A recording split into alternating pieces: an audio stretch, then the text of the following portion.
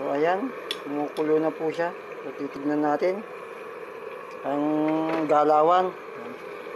So yung ginagawa po natin ngayon, no, tinitignan lang po, inaano po natin yung pinakailalim niya kasi usually yung mga ganito nasusunog yung flame habang nag-ano ka. So kapakapain nyo lang po yan, ganyan ang kutsara. Ano, parang si Mister po kapag lasing yan, kapain nyo yung bulsa kung may pera. Yan, yan, ganyan yan.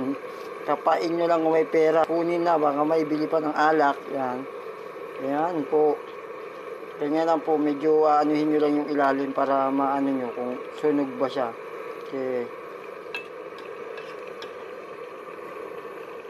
Yan, so mamaya pa po kasi meron pa siya talagang bawsa. So anuhin muna natin ng konti. Yan.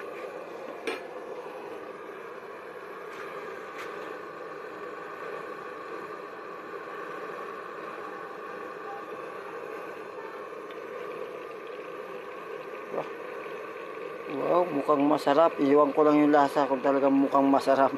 Baka sa mukha lang mukhang masarap pero yung lasa hindi. Yan, wow.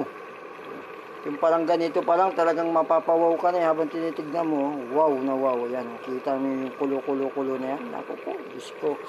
Takpan muna natin para magpatuloy yung kulo niya.